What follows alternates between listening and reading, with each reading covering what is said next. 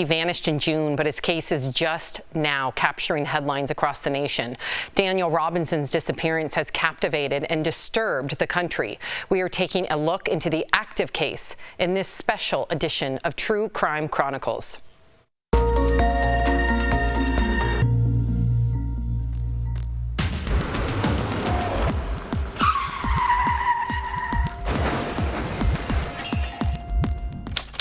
On June 23, 2021, Daniel Robinson, a 24-year-old geologist working in Arizona, leaves his job site.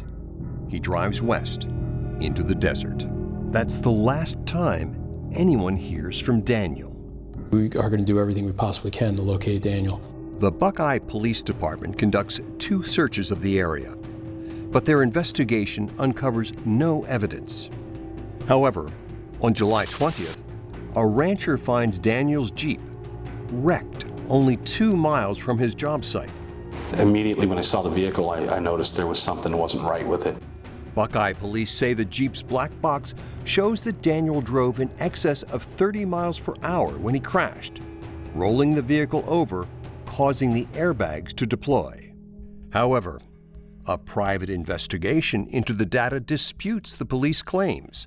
It suggests that the Jeep was traveling under 30 miles per hour when the airbags deployed.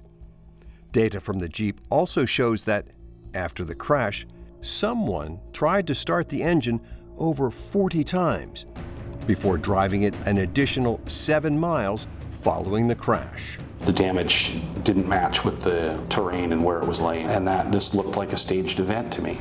Despite police finding no evidence during their investigation, searches by David Robinson, Daniel's father, and volunteers recover the remains of 6 other people. Unfortunately, these bodies are unrelated to Daniel's disappearance. As summer turns to autumn, the search continues with no trace of Daniel. I'm not going to give up. I'm not leaving until I see him again. We invited Daniel's dad, David, to talk about the case, which, as of this taping, is still ongoing. Here is what he had to say. I was in Los Angeles this weekend with my kids, and I flew in early, and I asked them to hold this interview so I could speak with you because I can't, you have no idea how strong you are, and I just want to say that on behalf of DBL and everybody watching, we appreciate you. And with that, I'm going to give you the stage. Talk to the world. Tell us about Daniel. Well, first of all, Daniel, he's such a very intelligent young man. You know, since he was a kid, he also is a son that like to challenge things. Like, for instance, if he has something that he want to do, he can make sure he accomplishes that goal. You know, my son been born without a hand, so you know, automatically some people would think that's a challenge for him. Daniel, he refused to wear things like prosthetics. So, you know, at earlier age, we knew that there was something, you know, special about Daniel. Daniel is the type of person that brings people together. For instance, my family, we could have some disagreements there. Daniel's like that bridge in the middle.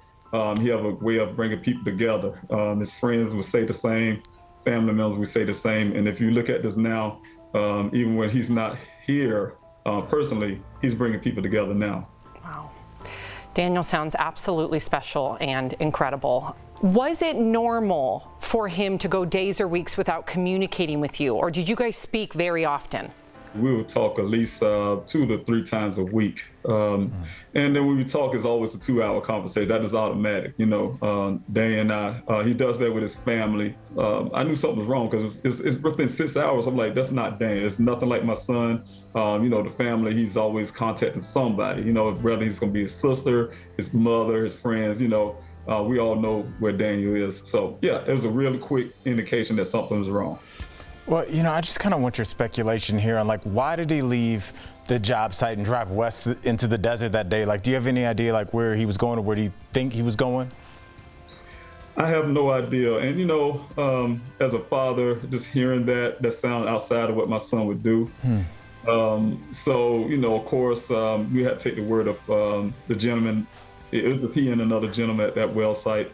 And everything's based on his testimony. My son went out west in that desert, so that's all we had to go by. You are an unbelievable human being advocating on behalf of your son right now. And I really appreciate you guys for having me on and helping me out. I appreciate it. Anything you need. Anything, anytime. I don't care if it's later this week. Let us know. We'll get you on. Yes, we'll get you on our digital. Get you on the show. Like anything you need, reach out. Yeah, if there's something comes up and you need to get some sort of narrative out there and you're not thinking about it until a week from now, 2 weeks from now, please contact our producers, okay? I really appreciate that. Do not hesitate. Yeah. Don't be pleasant. Like this is an emergency, so let's get on it. Anything you need, we're here. Thank you so much. Thank you. Thank you. Thank you.